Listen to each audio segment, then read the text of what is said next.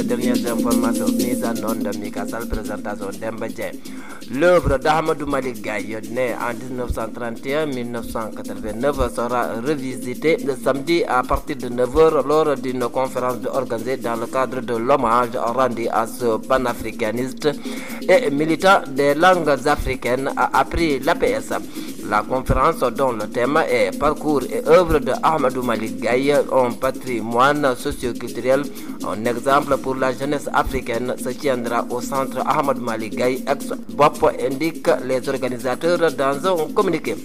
Cet homme sera ponctué par une exposition, une cérémonie de prière et de manifestations sportives et culturelles. L'objectif de la conférence est de rappeler le parcours d'Ahmadou Malick Gaye en mettant le focus sur son œuvre, en l'offrant comme un exemple d'inspiration pour la jeunesse africaine dans sa quête de bien-être et de progrès social, soulignent les organisateurs. Pour revisiter ce parcours et cette œuvre, de la conférence proposera 3 axes thématiques: promotion des langues nationales et diversité culturelle, développement intégré endogène et participation citoyenne, et pluralisme politique et intégration africaine. Le Conseil national de régulation de l'audiovisuel, CNRA, met en demeure la CNTV, la ZIG FM et la TFM de mettre définitivement un terme à la publicité des produits de dépigmentation. Dans un communiqué rendu public mercredi, le CNRA souligne que le non-respect de cette mise en demeure expose les éditeurs concernés aux sanctions prévues par la loi. L'instance de régulation salue en même temps l'attitude responsable des éditeurs qui, malgré les contrats les liant aux annonceurs, ont choisi de se conformer à la réglementation en arrêtant la diffusion de toute forme de publicité relative aux produits de dépigmentation.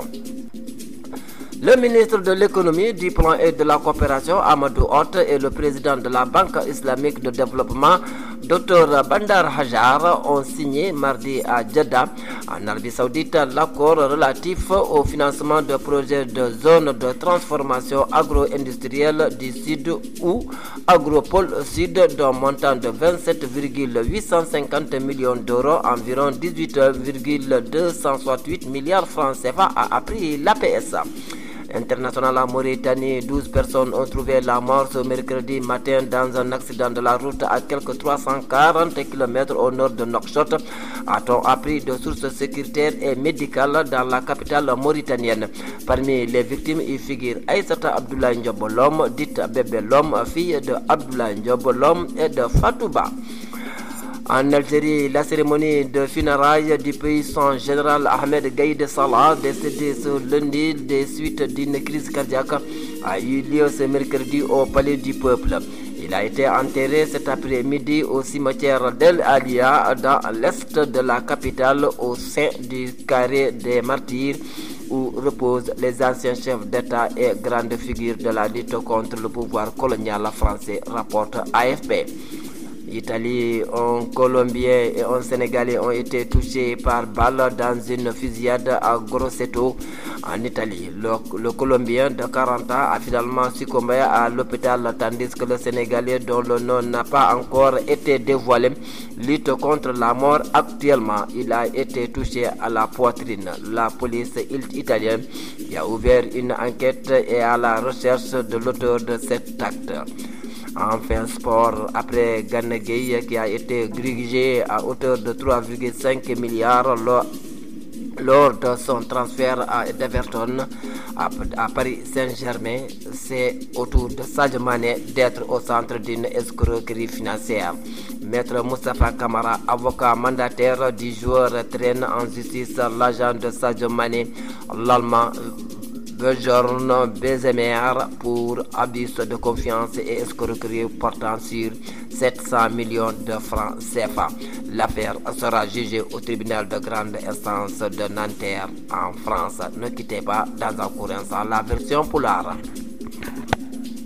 jetti en jarni demañe caggal nde tonganen hono kabruji won cakkitiɗi ñalawma hande e demgal price jojon koye demgal pulaar hono ko faati e gurdam e golle Amadou Malick Gaye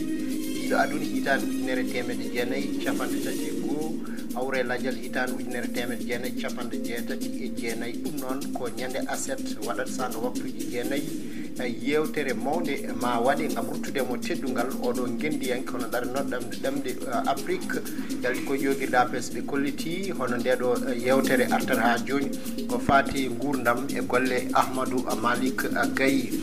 taw noon ko kanko darno to banggue pinal e gueɗe e rendo woni no yori ha joni yontande Afrique ɗum waɗata ko to ñibirde Ahmadou Malick Gaye woni to wiyetno hono Bob ha joni wiiri ɓeɗo yuɓɓinoɓe oɗo ñalawma ɓe kolliti duttugol teddungal makko noon ma artu e weejo e gam ko adi foof kono ko dowuji e waɗete woni jangde Alqouranil Karim ko fate hono gueɗe fugu koyguel pinal ɗum foof ma waɗe hen fandare nde noon ko wawde siftinde hono ɓesguji ɗi oɗo Amadou Malick Gaye ɗo rewi hono darde nde o darino e gurdam makko ko darno hono yontande Afrique ha joni kala ko fate gam wawde titinde ha joni gendiyankagal e ruttade ha joni oɗo ɗo rewi ɗo wawi e yettade e nokkuji kala ha tengti toɓɓe tati mantinde ma kaala hen woni illirgol hono ɗemɗe gendiji hono pine e ɗillitare hono teppodiral ɗum noon kadi wawde hono noddude gotaku e wawde ha joni daranade kala ko fate e dawrugol e teppodiral Afrique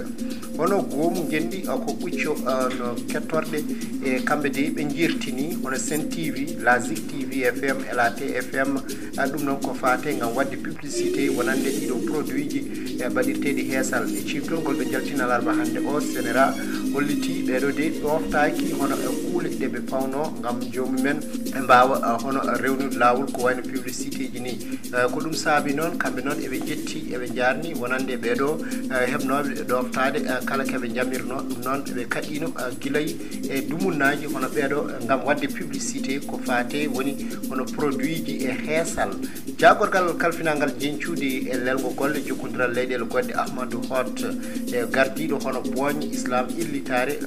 docteur Bandar Hajar ɓe ciifi ñande talade to jedda leydi Arabie Saoudite ɗum noon ko koppareje eɓɓande gam baylugol e ndema ha joni koppareje ko nogas jeeɗiɗi piccal capanɗe jeetati e joyyi million euro sappo e jeetati piccal temeɗɗe ɗiɗi capanɗe jeegom e jeetati milliard francs CFA no wiiri yogirde APS caggal keeri men leydi Mauritanie koye sunare ha joni won caggal nde oɗo accident musɗo waɗi alarba hande o ɗum noon ene focci temeɗɗe tati capanɗe nayyi kilo banggue rewo Nouakchott woni hakkude e lawol Nouadhibou e Nouakchott no wiiri kabruji ha joni heeɓaɓe ɓeɗo jogui to banggue kisal e cellal lamorgo leydi ndi e nder ɓeɗo noon ene hono oɗo e ɓiɗɗo kasgannajo e wasi en fittane mum e oɗo accident woni Aissata Abdoulaye Diobbo Lom ɓurɗandirede bébé Lom ba makko ko Abdoulaye Diobbo Lom yummakko wiyete ko Fatou Ba yo Allah yurmo yafom kanko e dendagal maɓe julɓe kala leydi Algérie hono Janaye se oɗo général Ahmed Gaye Salah kawruno ladial ñande altine jawtuɗo no wayno waɗi hande to palais du peuple caggal ɗum noon o wirna to El Aliya e banggue funnague lamorgo leydi ndi noon hewɓe tawtarama ko wayno hooreɓe leyɗele ko wayno hono jagge kewɗe to banggue dawrugol ko wayno ha joni kadi e yonaɓe dowlo France keeɓi tawtere no wiiri ƴogirde AFP leydi Italie ko oɗo ɓiɗɗo colombien e oɗo jeeyat leydi Sénégal no wayno kamɓe dey ɓe ɓiyama kuure condi ɗum waɗi ko Grosseto nder leydi ndi o hollitama oɗo colombinajo yarata koye duuɓi capanɗe nayyi caggal ɗum noon o hawre ladial nde nawetno to hôpital hono oɗo ɓiɗɗo Sénégal najo o saaha andaka raw hol kanko o woni ko hakkude gurdam e mayde saabu fiya ɓuural koye becce no wiiri ha joni police holliti kadi uddiri losko gam andude hol baɗɗo ngal ɗo gueɗal coftal ɓalli caggal Gana Gueye e nde heeɓi capanɗe woni milliard uji tati e temeɗɗe ɗiɗi million ɗum noon ko nawgol makko to Everton ummade Paris Saint-Germain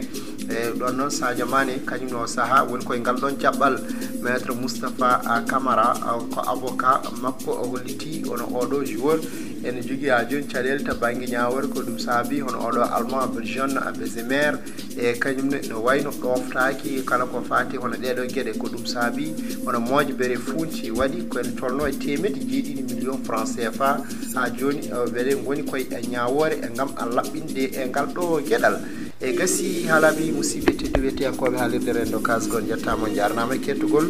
upno kabirɗe ñalawma hande o ko Hawa Ndiaye wallodirde e Mika Sall ɗo yeeso haalirde nde ko Mamadou Oumar Sy funnague hirnague rewere jaam Allah jogo min jogo on